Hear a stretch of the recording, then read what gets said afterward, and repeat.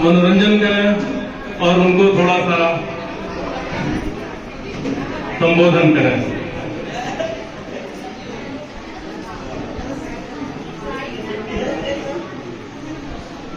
शतबार नमन है तेरा सत्कार है करता। मेरी आवाज आप तक आ रही है क्या? ज्यादा इको हो रहा है।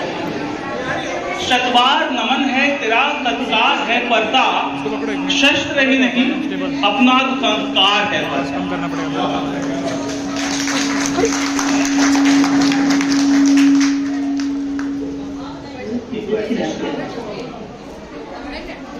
सर्वप्रथम आप सभी लोगों को परशुराम जयंती, भगवान परशुराम के जयंती की ढेर सारी शुभकामनाएं।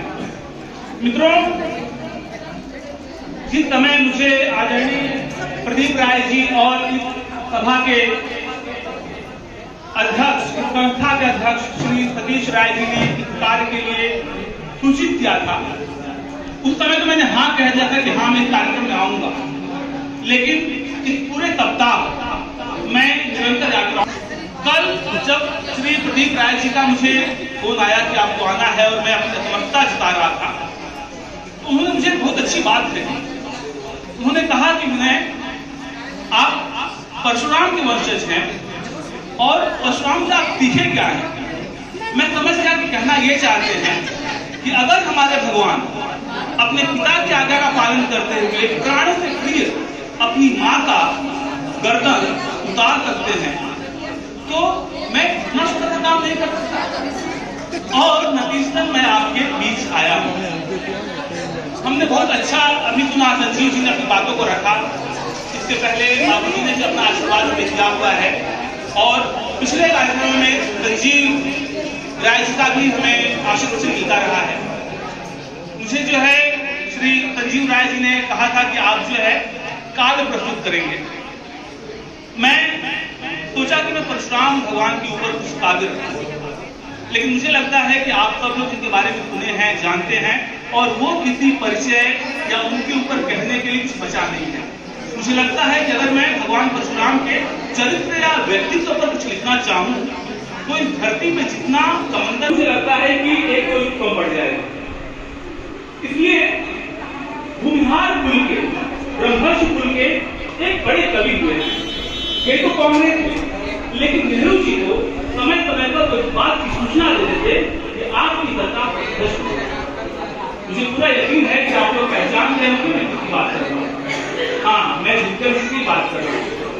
बिहार में जन्मा हुआ एक भूमिहार बालक रामभाई दिनकर जिस समय कलम को हाथ में लेते हैं और 1962 में भारत चाइना से युद्ध हारता है, तो वो पार्लियामेंट में खड़े होकर नेहरू जी को ललकारते हैं, रेलो की मुश्किल को में हम जाने दे इसको परधीर, पर फिरा हमें गांधी सदा लौटा दे अर्जुन धर्मवीर। तो हरे शंकर को आज करें। शंकर कौन? जिनके अंश परशुराम है और हम हैं। तो हरे शंकर को आज करें। वो अपने हित से एक बार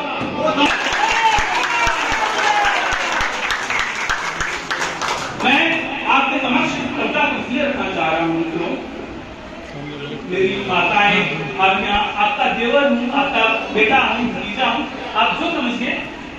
ये मुझे कहते हुए, आपको सुनते हुए भी थोड़ा अजीब लगा कि ये बात क्यों रख रहा हूँ, बट मुझे ऐसा लगता है, मेरा मानना है कि आज आप जब उत्तर प्रदेश जाइए, बिहार जाइए, छत्तीसगढ़ जाइए, आप पाएंगे कि भूमिहार किसी और में आपस नहीं लड़ता है।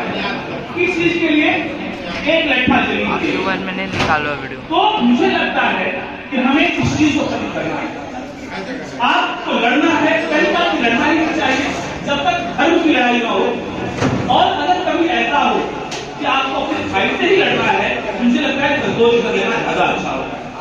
महाभारत में एक प्रसंग आता है, आप सभी जानते हैं, अर्जुन और कर्ण दो भाई एक ही माँ के बच्चे थे। और रामधारी सिंह जी लिखते हैं, चल रहा महाभारत का रण, चल रहा धरती का त्योहार, पर कुरुक्षेत्र में खेल रही नर के भीतर की आग। बाजियों गजों के लोथों में गिर रहे मनुष्य के छिन्न अंग, बह रहा चतुष्पद और ध्रुवद का रुद्र मिश्र हो एक तन। रामधारी बताते हैं महाभारत का युद्ध चल रहा है और अर्जुन और कर्ण आमने सामने हैं, सकता है विजेता बन सकता है। उसी चीज को बताते हैं कि चल रहा महाभारत का रण, चल रहा धरती का द्वार, कुरुक्षेत्र क्षेत्र में खेल रही नरके भीतर की आग, बाजियों गजों के लोकों में गिर रहे मनुष्य के छिन्न, बह रहा चतुष्पद और बधा रुधिर मिश्र हो एक गत्वर गहरे जिसभर भूधरते लिए रंजित शरीर थे जूझ रहे कौंतेय कर्ण क्षण क्षण करके दर्जन करते। दोनों रणशरण धनुर्धर नर, दोनों कंबल, दोनों तवर, दोनों पर दोनों प्रिय हो रही दृष्टि हो रहे जड़। इतने में शर के लिए करण ने जो देखा अपना निशन, सर्कस में भी संहार था कोई प्रचंड शिखर जन। मैं अपनी माताओं से, भाभियों से, दीदियों से अनुरोध करूंगा कि एक गुलहार के जाए हुए लड़के ने इस कविता को लिखा है, रामधारी ने सुंदर ने लिखा है, तो उनकी हिंदी, उनकी भाषा इतनी कठिन है कि अगर आप ध्यान देंगे तभी समझ पाएंगे। होता यह है कि कर्ण जो है अपना बाण लेने के लिए अपने तर्कत में हाथ डालता है, वहां पर एक सांप दिखाई देता है। वो सांप जब सामने आता है तो कर्ण सोचता है कि फेंक, इससे पहले कि फेंके वो सांप कर्ण को समझाता है कि कर्ण मैं जो हूँ तुम्हारा शत्रु नहीं हूँ, मैं तुम्हारा मित्र हूँ। तुम भी अर्जुन को मारना चाहते हो, मैं भी अर्जुन को मारना चाहता हूँ। आप सभी जानते हैं कि वनवास के समय जब ये अज्ञातवास में रह रहे थे तो और लाक्षागृह में जब इन्हें ये बात गौरव पता चलती है तो ये वहां से करते हैं, लाक्षागृह में आग लगा सकते हैं। आग लगाने के बाद उसमें से सर्प जो है बाहर आ रहा होता है। वो जब अर्जुन पूछता है कि अगर ये सर्प से देखा है हम लोग बाहर निकलते हुए, अगर ये किसी को बता देगा तो हमारा जो राज है, हमारी जो गोपनीयता है भंग हो जाए। इसके लिए उस सर्प को जो है अर्जुन आग में फेंकते हैं। वो सर्प होती है गर्भवती रहती है, सर्पिणी रहती है। अर्जुन जब उन्हें आग में फेंकते हैं उस समय सर्प को प्रसव होता है और ये बच्चा जो है सांप का ये पैदा हो जाता है। ये देखा जाता है कि अर्जुन ने किस निर्दयता से मां को आग में जलाकर मारा है, उसे उसका प्रतिशोध लेना होता है।